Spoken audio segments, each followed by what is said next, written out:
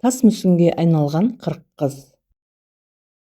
Қазақтың байтақ даласында жұмбаққа толы аңыз мекендер көп.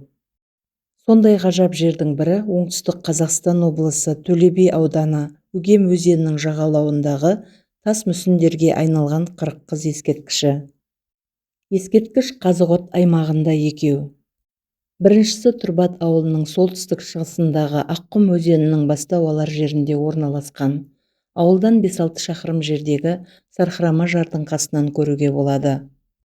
Көнеден келе жатқан аңыз әңгімелерге сүйенсек, бұрынғы жаугершілік заманда жау шапқыншылары елден тысқары Қарабау суына шомылып, алаңсыз серуендеп келе жатқан 40 қызды көріп, соңдарынан қуса керек.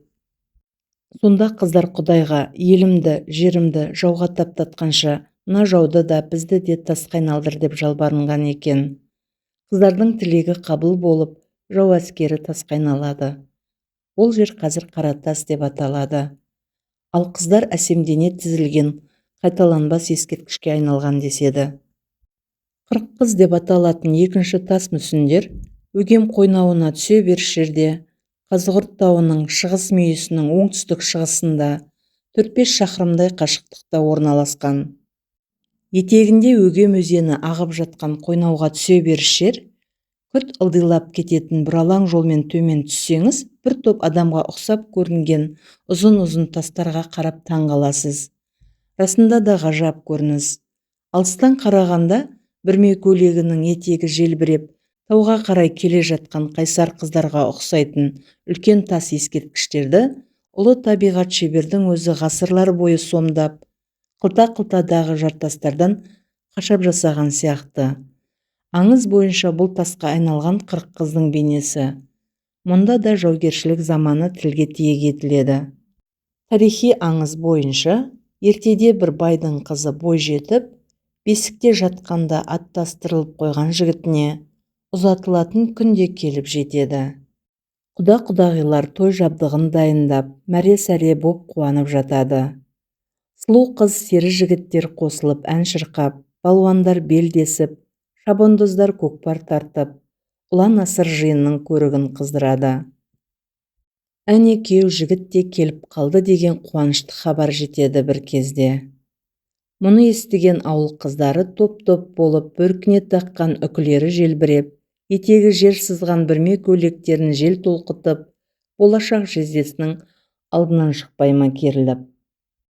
Кенет бір қиырдан шаң көтеріліп, жан түршігерлік айқай естіледі. Жау шапты. Қалың ел аяқ астынан дүрлігіп, қолына қару ұстауға жарайтын ер азаматтың барлығы атқа қонып жатады. Бірақ тұтқиылдан тап берген жау олардың басын біріктірмей, тоз-тоз етіп қанға бөктіріп, қынадай қырып салады. Әне сол кезде күйеу жігітті күтіп аламыз деп топ-топ болып шыққан сұлу қыздар шың басында жылап еңіреп тұрып, о жаратқан ием, жеріміз отқа оранды, еліміз күлге айналды. Енді бізді оларға қор етпей, тасқа айналдырып жібер деп жалбарыныпты.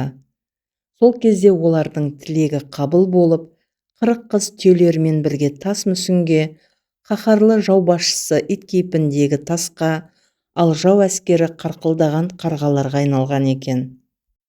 Сондықтан бұл аңыз мекенде ауа райы бұзылған шақтарда қара қарғалар 40 қыздың басында айналшықтап ұшып жүреді екен.